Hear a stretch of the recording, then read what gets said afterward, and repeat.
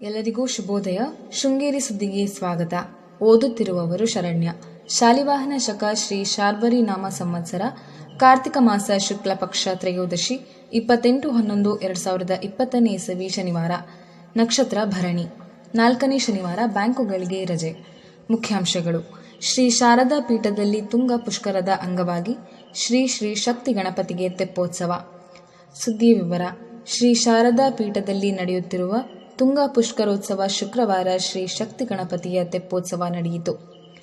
ಕಳೆದ 8 ದಿನದಿಂದ ನಡೆಯುತ್ತಿರುವ ತುಂಗ ಪುಷ್ಕರೋತ್ಸವದಲ್ಲಿ ಶ್ರೀಮಠದ ಒಳ ಪ್ರಾಂಗಣದಲ್ಲಿರುವ ಶ್ರೀ ಶಕ್ತಿ ಗಣಪತಿಗೆ ಉಭಯ ಜಗದ್ಗುರುಗಳಾದ ಶ್ರೀ ಭಾರತೀ ತೀರ್ಥ ಸ್ವಾಮೀಜಿ ಹಾಗೂ ಶ್ರೀ ವಿಧುಶೇಖರ ಭಾರತಿ ಸ್ವಾಮೀಜಿಗಳು ವಿಶೇಷ ಪೂಜೆ ಸಲ್ಲಿಸಿದರು. ಸ್ವಾಮಿಗೆ ಭಕ್ತರು ಅರ್ಪಿಸಿದ್ದ ದೂರ್ವೆ ಹಾಗೂ ಪುಷ್ಪದಿಂದ ಅರ್ಚನೆ ಮಾಡಲಾಯಿತು. ರಾತ್ರಿ ತುಂಗಾ ತೀರದಲ್ಲಿ ಶ್ರೀ ಶಕ್ತಿ ಗಣಪತಿಯ ಉತ್ಸವ ಮೂರ್ತಿಗೆ ತುಂಗಾ ನದಿಯಲ್ಲಿ ತೆಪ್ಪೋತ್ಸವ ನಡೆಯಿತು. ಜಗದ್ಗುರು ಶ್ರೀ ವಿಧುಶೇಖರ ಭಾರತಿ ಸ್ವಾಮೀಜಿಗಳು ಶ್ರೀ ಶಾರದಾಂಬೆ, ಶ್ರೀ ವರಮಹೂರ್ತಿ, ಶ್ರೀ ವಿದ್ಯಾಶಂಕರರಿಗೆ ಮಂಗಳಾರತಿ ನಡೆಸಿದರು. ಗಾಂಧಿ ಮೈದಾನದಲ್ಲಿ ಪುಷ್ಕರೋತ್ಸವದ ಅಂಗವಾಗಿ ನಿರ್ಮಿಸಲಾಗಿರುವ ಸ್ನಾನಘಟ್ಟದಲ್ಲಿ ಭಕ್ತಾದಿಗಳು ಬೆಳಗ್ಗೆ ಪುಣ್ಯ ಸ್ನಾನ ಮಾಡಿದರು. ಪುಷ್ಕರೋತ್ಸವದಲ್ಲಿ ನದಿಯಲ್ಲಿ ಪುಣ್ಯ ಸ್ನಾನ, ಜಪ ತಪ ಮಾಡುವುದರಿಂದ ಶ್ರೇಯಸ್ಕರ ಎಂಬ ನಂಬಿಕೆ ಇದೆ. ನಂತರ ಶ್ರೀಮಠಕ್ಕೆ ಭೇಟಿ ನೀಡಿ ಪೂಜೆ ಸಲ್ಲಿಸಿದರು. ತಾಲೂಕಿನಾದ್ಯಂತ ಕಾರ್ತಿಕ ಮಾಸದ ಉತ್ಥಾನ ದ್ವಾದಶಿ ಹಬ್ಬವನ್ನು ಪಟ್ಟಣ ಹಾಗೂ ಗ್ರಾಮೀಣ ಭಾಗದಲ್ಲಿ ಗುರುವಾರ ಶ್ರದ್ಧಾ ಭಕ್ತಿಯಿಂದ ಆಚರಿಸಲಾಯಿತು. ಮನೆಯ ಅಂಗಳದಲ್ಲಿ ತುಳಸಿ ಕಟ್ಟೆಯನ್ನು ತಳಿರು ತೋರಣ, ಬಾಳೆಕಂಬ ಕಟ್ಟಿ ರಂಗೋಲಿ ಹಾಕಿ ಅಲಂಕರಿಸಲಾಗಿತ್ತು. ಹಣತೆಯಲ್ಲಿ ದೀಪವನ್ನು ಬೆಳಗಿ ತುಳಸಿ ದೇವರಿಗೆ ಪೂಜೆ ಸಲ್ಲಿಸಲಾಯಿತು. ತುಳಸಿ ಕಟ್ಟೆಯಲ್ಲಿ ಧಾತ್ರಿ ಗಿಡವನ್ನು ನೆಡಲಾಯಿತು. ತುಳಸಿಗೆ ಗೆಜ್ಜೆ ವಸ್ತ್ರ, ಹೂವು, ಪತ್ರೆಗಳಿಂದ ಪೂಜೆ ಸಲ್ಲಿಸಲಾಯಿತು. ಮಹಾಮಂಗಳಾರತಿ ನಂತರ ನೈವೇದ್ಯ ಸಮರ್ಪಿಸಲಾಯಿತು. ತುಳಸಿ ಕಟ್ಟೆಗೆ ಪ್ರದಕ್ಷಿಣೆ ಹಾಕಿ ನಮಸ್ಕರಿಸಲಾಯಿತು. ಕನ್ನಡ ಅಭಿವೃದ್ಧಿ ಪ್ರಾಧಿಕಾರದಿಂದ ಕನ್ನಡ ಜಾಗೃತಿ ಸಮಿತಿಯ ಸದಸ್ಯರಾಗಿ ಪತ್ರಕರ್ತ ಶೃಂಗೇರಿ ಸುಬ್ಬಣ್ಣರವರನ್ನು ಆಯ್ಕೆ ಮಾಡಲಾಗಿದೆ. ಶೃಂಗೇರಿ ಶಿಷ್ಯ ಮಲೆನಾಡು ಹೆಬ್ಬಾರ ಸಂಘದ ಗೌರವಾಧ್ಯಕ್ಷ ಹೆಬ್ಬಿಗೆ ಚಂದ್ರಶೇಖರಯ್ಯ ಸಂಸ್ಮರಣಾ ಕಾರ್ಯಕ್ರಮವು ನವೆಂಬರ್ 29ರಂದು ಶ್ರೀ ವಿದ್ಯಾಭಾರತಿ ಭವನದಲ್ಲಿ ಏರ್ಪಡಿಸಲಾಗಿದೆ.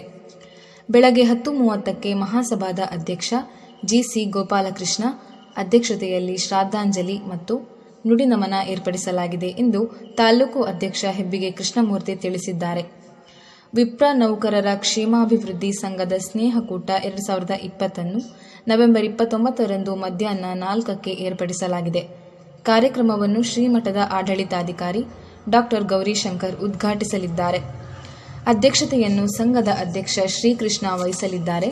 2019-20ನೇ ಸಾಲಿನ ಎಸ್ಎಲ್ಸಿ ಪರೀಕ್ಷೆಗಳಲ್ಲಿ ಅತಿ ಹೆಚ್ಚು ಅಂಕ ಗಳಿಸಿದ ವಿದ್ಯಾರ್ಥಿಗಳನ್ನು ಕರ್ನಾಟಕ ಬ್ರಾಹ್ಮಣ ಅಭಿವೃದ್ಧಿ ಮಂಡಳಿ ವತಿಯಿಂದ ವಿದ್ಯಾರ್ಥಿಗಳ ಪ್ರತಿಭಾ ಪುರಸ್ಕಾರ ನವೆಂಬರ್ 30ರಂದು ಹಮ್ಮಿಕೊಳ್ಳಲಾಗಿದೆ.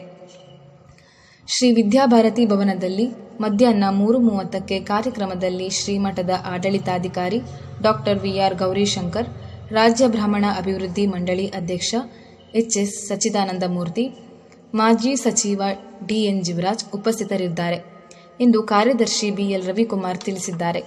ಈ ವರ್ಷದ ಮಣಿಪಾಲ್ ಆರೋಗ್ಯ ಕಾರ್ಡಿನ ನೋಂದಣಿಯು ನವೆಂಬರ್ 30ಕ್ಕೆ ಮುಕ್ತಾಯವಾಗುತ್ತಿದೆ ಎಂದು ಕಸ್ತೂರಬಾ ಆಸ್ಪತ್ರೆಯ ಅಧೀಕ್ಷಕ ಡಾ ಅವಿನಾಶ್ ಶೆಟ್ಟಿ ಪತ್ರಿಕಾ ಹೇಳಿಕೆಯಲ್ಲಿ ತಿಳಿಸಿದ್ದಾರೆ. ಮ್ಯಾಮ್ಕೋಸ್ನಿಂದ ಗುಂಪು ವಿಮೆ ಯೋಜನೆಗಾಗಿ ವಿಮಾ ಕಂತು ಕಟ್ಟಲು ನವೆಂಬರ್ 30 ಕೊನೆಯ ದಿನಾಂಕವಾಗಿದ್ದು, ಷೇರುದಾರರು ಯೋಜನೆಯ ಸದುಪಯೋಗ ಪಡೆದುಕೊಳ್ಳಲು ವಿನಂತಿಸಲಾಗಿದೆ. ಅಡಕೆ ಧಾರಣೆ. ಶಿವಮೊಗ್ಗ ಮ್ಯಾಮ್ಕೋಸ್ ಹಸ 48,109 ರಿಂದ 71,500. ಬೆಟ್ಟೆ 40,099 ರಿಂದ 40,699. ರಾಶಿ ಇಡಿ 35,096 ರಿಂದ 40,601. ಗೊರಬಲು 30,499 ರಿಂದ 31,750. ಸುದ್ದಿ ಸಂಪಾದಕ ಕೆಎಲ್ ಗೋಪಾಲಕೃಷ್ಣ, ಸಹಕಾರ ಕೆವಿ ರಮೇಶ್, ತಾಂತ್ರಿಕ ಸಹಕಾರ ಚಂದ್ರಕಾಂತ್ ರಾವ್ ಮತ್ತು ಸೌಮ್ಯ ವಿಜಯಕುಮಾರ್. ಪ್ರತಿಕ್ರಿಯೆ ನೀಡುವವರು 9448843831ಕ್ಕೆ ವಾಟ್ಸ್ಆಪ್ ಮಾಡಿ. ಧನ್ಯವಾದಗಳು.